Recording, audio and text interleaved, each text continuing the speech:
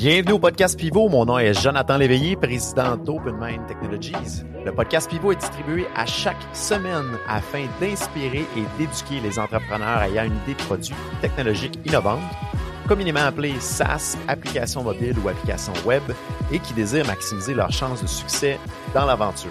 Nous partageons à chaque semaine trucs, astuces, histoires à succès ainsi que des apprentissages d'échecs d'entrepreneurs de renom.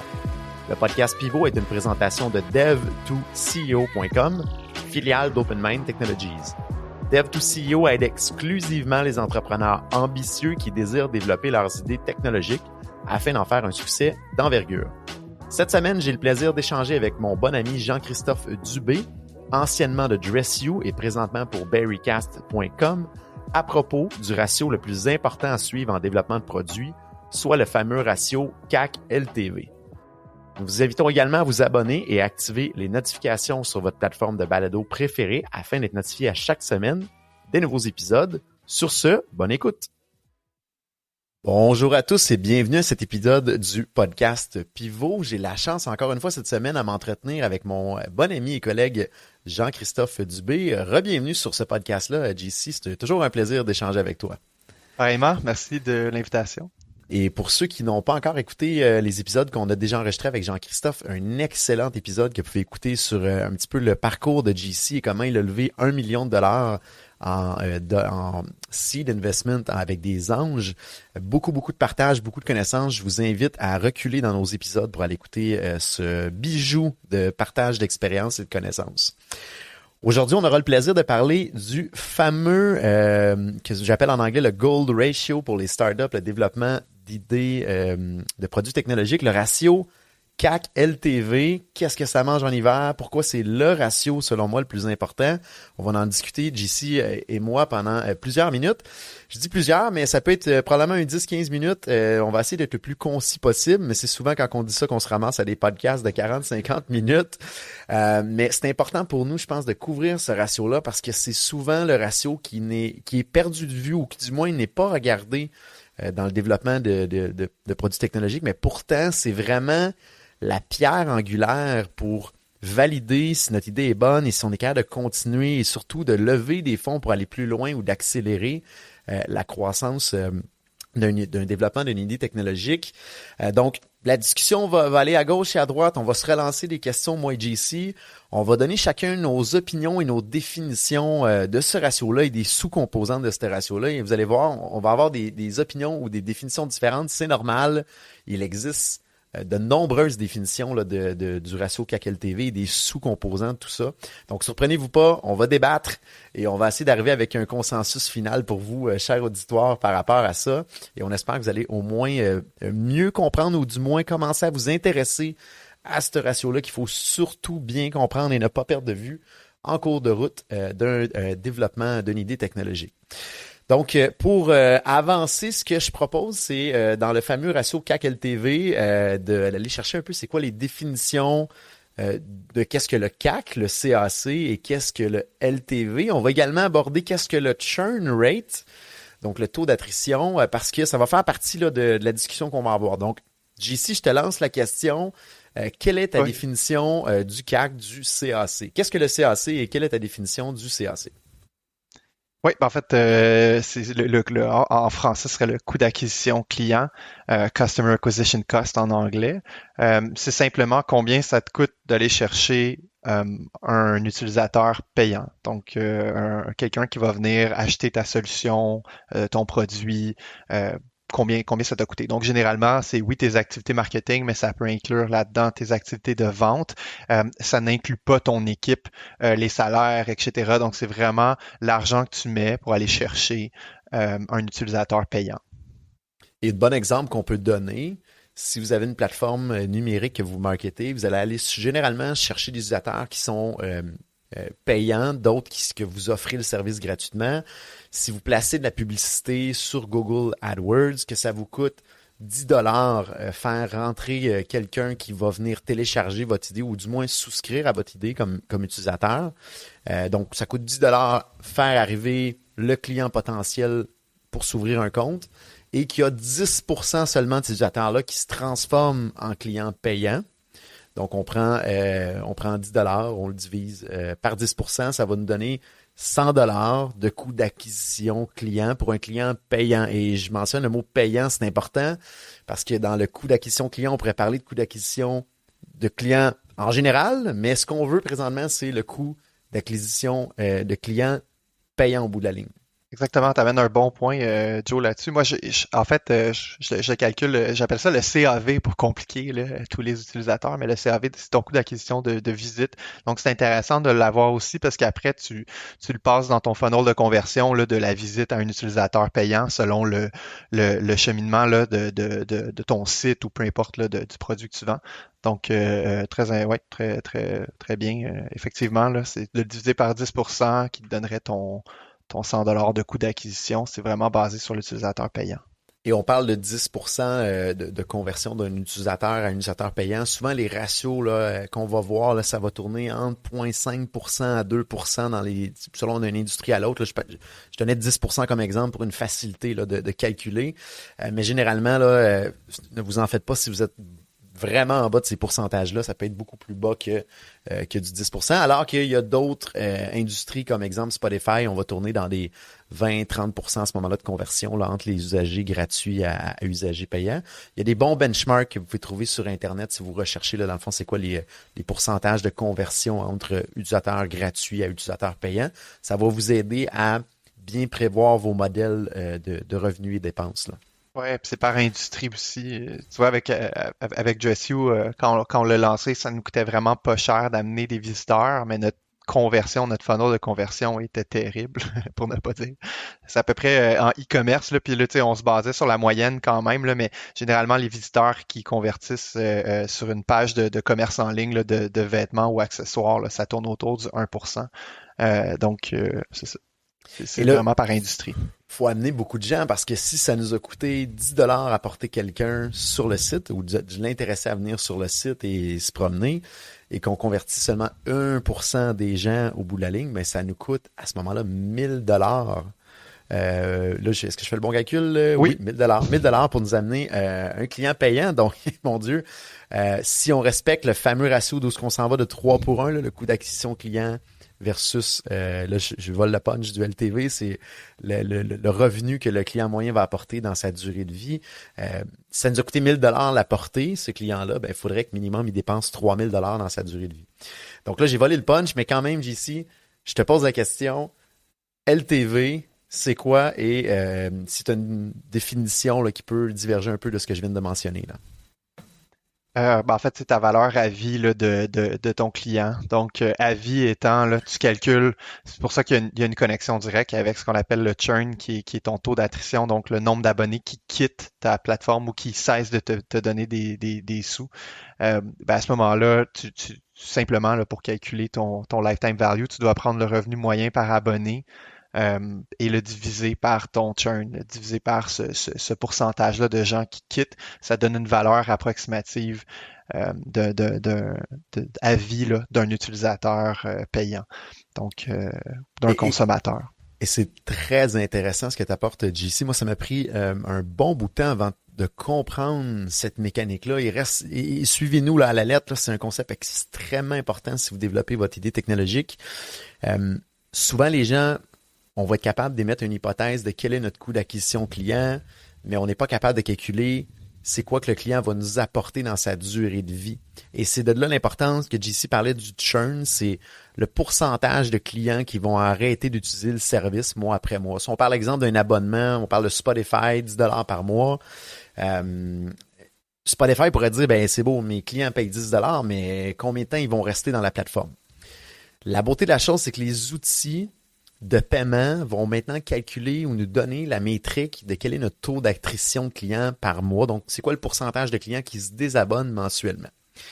Et un coup qu'on a cette valeur-là, exemple, souvent là, on va voir si on est dans des bonnes métriques, ça va être 2 à 5% dans le fond d'attrition mensuelle pour un abonnement récurrent, pour un produit moyen. Donc, si on prend, par exemple, on paye 30 par mois et qu'on a 2% d'attrition client mensuel, et là, suivez-nous bien, on prend 30 on le divise par 2%, Et ça va magiquement nous donner notre valeur à vie moyenne d'un client. Donc, 30$ divisé par 2% nous donne un revenu moyen de 1500$ par client. Et c'est un concept vraiment intéressant parce que là, ça nous permet à ce moment-là de louper au concept initial de coût d'acquisition client sur le lifetime value pour qu'une idée technologique soit viable économiquement parlant. Il y a le fameux ratio de 1 pour 3 dans le fond à respecter. Souvent les gens vont dire 3 pour 1, mais c'est 1 pour 3 dans le fond. Faut que notre coût d'acquisition client soit 3 fois plus faible que notre revenu que notre client va nous apporter à travers le temps. Donc ça, généralement, c'est la métrique d'or pour dire est-ce qu'on commence à avoir un modèle d'affaires qui est viable économiquement. Et pourquoi un ratio de 1 pour 3? C'est que généralement, il faut maximum notre coût marketing soit un tiers du revenu parce que il va falloir dédier au moins un autre tiers de nos revenus à développer l'idée technologique. Et l'autre tiers va servir idéalement dans un certain temps pour le profit, mais en phase de croissance, généralement, il va être réinvesti justement dans le marketing pour aller plus loin, aller plus vite ou développer encore plus le produit.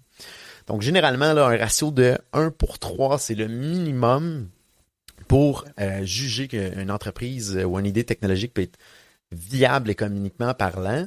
Et souvent, si on a du 1 pour 4 ou 1 pour 5, plus que le chiffre augmente, plus que l'idée elle est rentable. Et même, il y a des gens qui vont dire, si on tombe dans du 1 pour 5, ça veut dire qu'on sous-investit en marketing et qu'on laisse de l'argent ou des parts de marché sur la table. Donc, c'est autant un indicateur pour nous dire est-ce que notre idée, elle est bonne? Est-ce qu'elle est viable économique?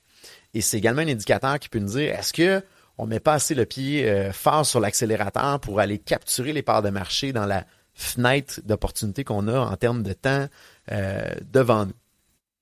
Donc, ce fameux ratio-là est souvent très peu connu par les entrepreneurs, mais c'est pourtant le ratio qu'on devrait toujours se rattacher parce que c'est ce qui nous permet de dire est-ce qu'on a une machine qui est viable. Puis, JC, je pense que tu peux témoigner que c'est ce ratio-là également qui peut nous aider en termes de financement. Parle-nous un petit peu en quoi ce ratio-là peut nous aider dans nos rondes de financement. Oui, absolument. En fait, comme tu l'as bien dit, tu sais, c'est une simple mesure qui te permet de créer de la valeur, de voir si tu crées, de savoir si tu crées de la valeur ou non.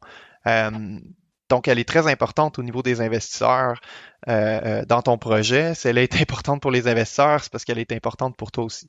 Donc, vous avez une idée de produit techno à développer et vous vous demandez suis-je prêt à le faire? Bonne nouvelle, dev2co.com rend à votre disposition un mini questionnaire gratuit en ligne qui vous permettra de parfaire votre réflexion et surtout de valider à quel point vous êtes prêt ou non à démarrer le développement de votre idée technologique. Rendez-vous au dev2co.com/évaluation, DEV le chiffre 2 CEO.com/EVALUATION. Sur ce, de retour à l'épisode en cours. Généralement, elle arrive, c'est une métrique qui est calculée. Moi, je l'ai pas connue dans mon projet avec du SEO parce que j'ai eu du financement au niveau des anges investisseurs. Donc, j'étais à ce qu'on appelle le niveau seed. Là, tu as différents niveaux d'investissement, le seed, puis après ça, tu passes à des rondes de financement qui est VC, donc ronde A, B, C, etc.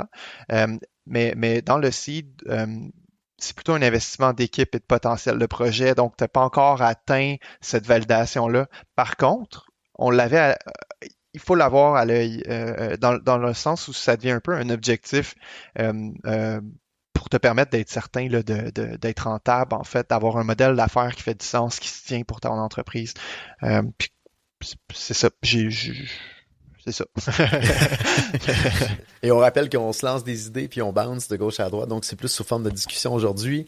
Un bon concept en arrière de tout ça, c'est, puis tu as touché un petit peu tantôt, JC, c'est la fameuse métrique du pirate, le R-funnel, qu'on pourra parler un petit peu plus en détail dans un autre épisode, mais le R-funnel va nous permettre de voir notre coût d'acquisition client, d'être capable de le forecaster. Il y a des bonnes métriques ou des bons benchmarks que vous pouvez trouver sur Internet pour émettre des hypothèses. Et souvent, quand les gens viennent nous voir, entre autres chez OpenMind, ils disent « Hey, j'ai une idée technologique, voulez-vous investir? C'est-tu bon? » Je vais souvent leur demander, justement, c'est combien qu'ils pensent que ça va leur coûter aller chercher un client au bout de la ligne. Il y a des benchmarks qu'on est capable de dire, bon, une publicité traditionnelle payante va selon l'industrie, est à peu près entre 1 à 5, des fois peut-être 10 $ pour apporter l'utilisateur sur le site.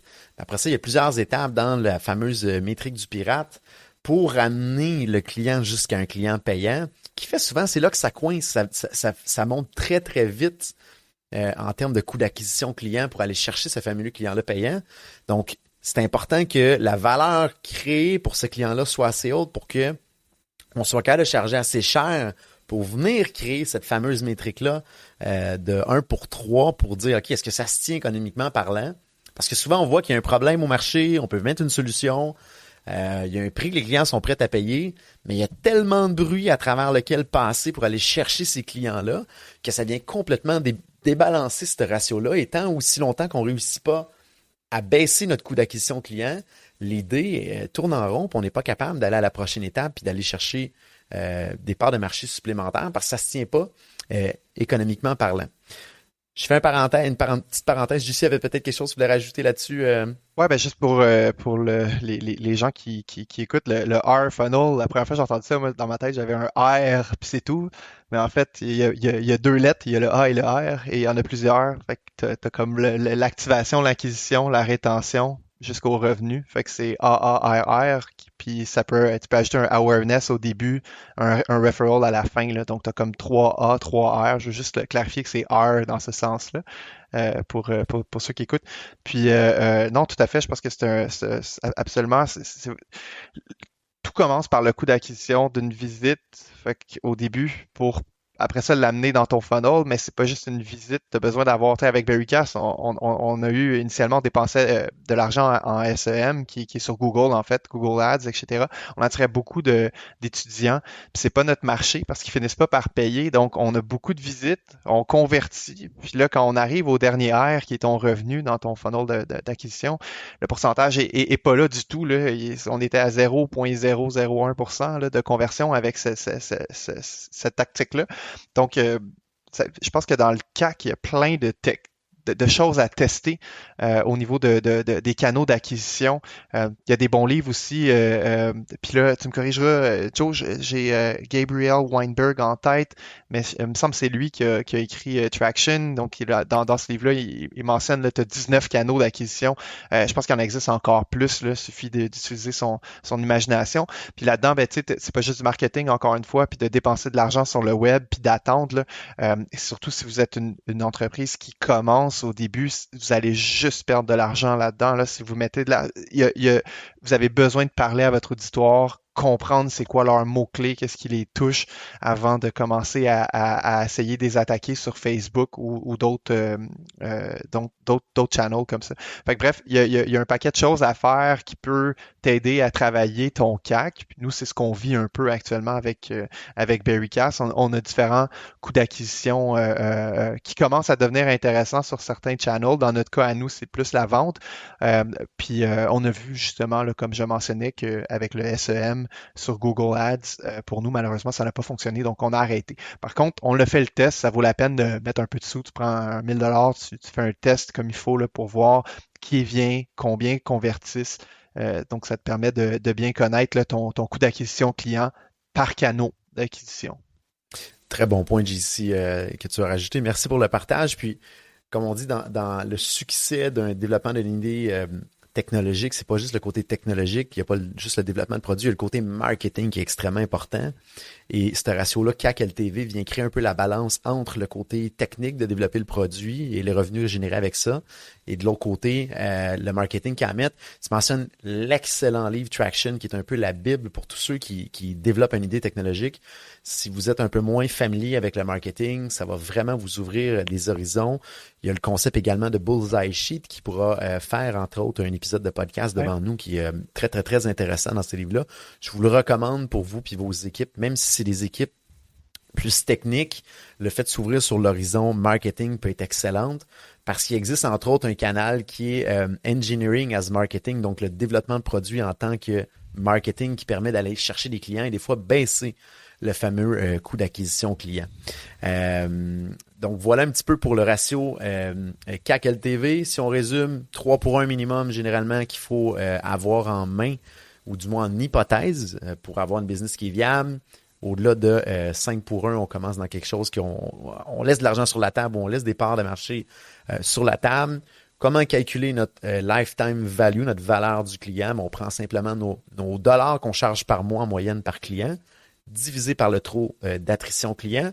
Ce fameux taux d'attrition client-là est possible là, d'être trouvé dans vos outils de paiement comme, entre autres, Stripe.